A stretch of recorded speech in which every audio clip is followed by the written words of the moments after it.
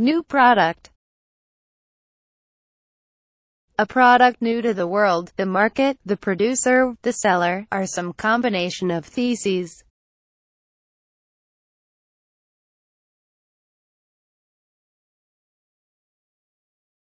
New product strategy.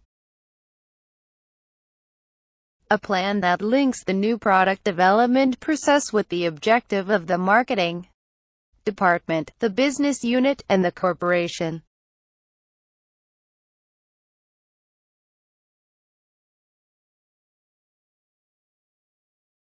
Product development. A marketing strategy that entails the creation of marketable new products, the process of converting applications for new technologies into marketable products.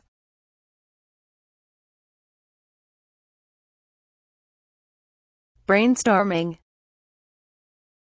The process of getting a group to think of unlimited ways to vary a product or solve a problem.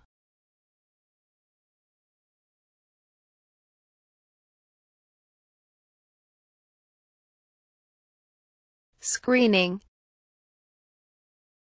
The first filter in the product development process, which eliminates ideas that are inconsistent with the organization's new product strategy and are obviously inappropriate for some other reason.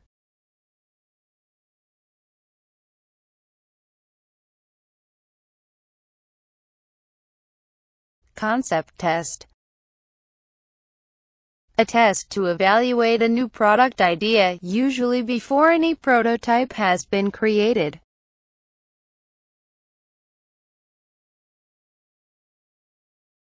Business analysis. A second stage of the screening process where preliminary figures for demand, cost, sales, and profitability are calculated.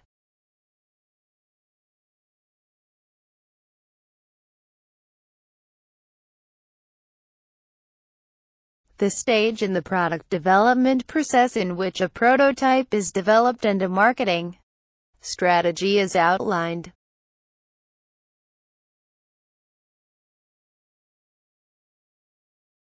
Simultaneous product development. A team-oriented approach to new product development.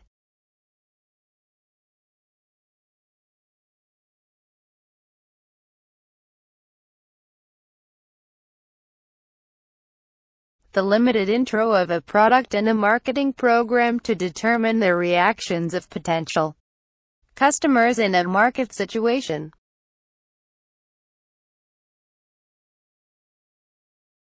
Commercialization. The decision to market a product. Innovation. A product perceived as new by a potential adopter.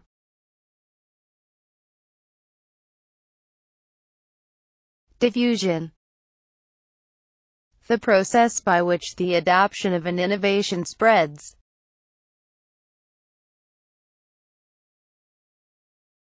Innovators.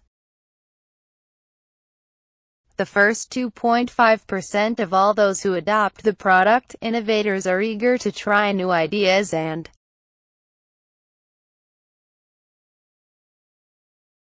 products almost as an obsession. In addition to having higher incomes, they are more worldly and more active outside their community than non-innovators. They rely less on group norms and are more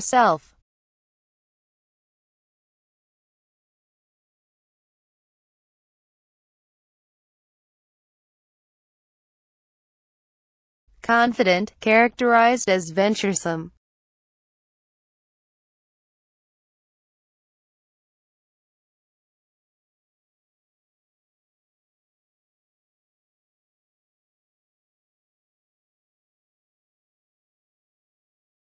The next 13.5% to adopt the product. Although they are not the first, they do adopt early in the product's life cycle. Compared to innovators, they rely much more on group norms and values. They are more likely than innovators to be opinion leaders because of their closer affiliation with groups.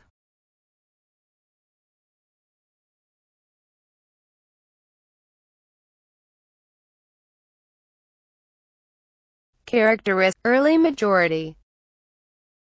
The next 34% to adopt, they weighs the pros and cons before adopting the new product. They are likely to collect more info and evaluate more brands than those who adopt before them. They rely on group info but are unlikely to be opinion leaders themselves. A dominant characteristic of them is deliberateness.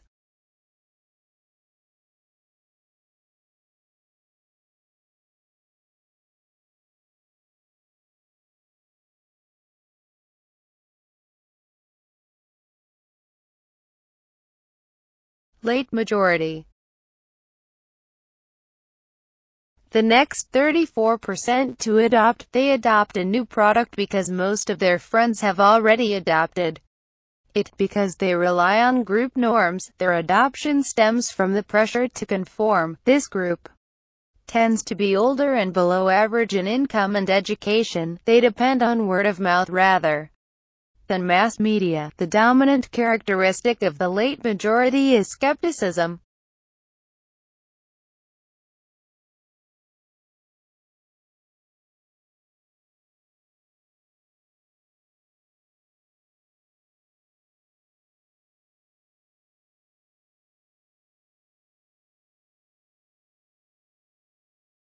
Laggards.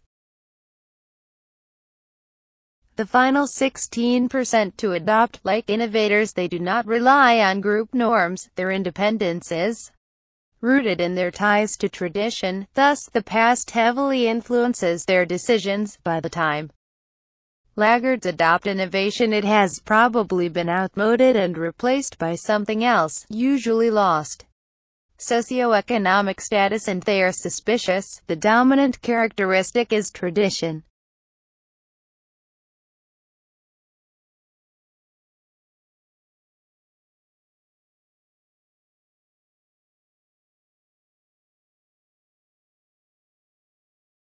Complexity, compatibility, relative advantage, observability, trialability. Product characteristics that affect rate of adoption are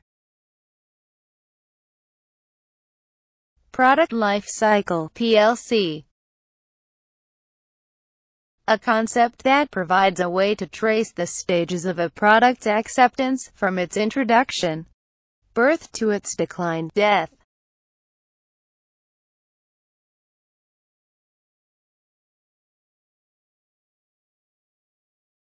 Product category. All brands that satisfy a particular type of need. Introductory stage.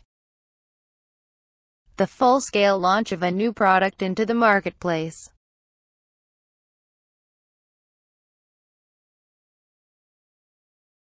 Growth stage. The second stage of the product life cycle, when sales typically grow at an increasing rate. Many competitors enter the market. Large companies may start to acquire small pioneering firms, and profits are healthy.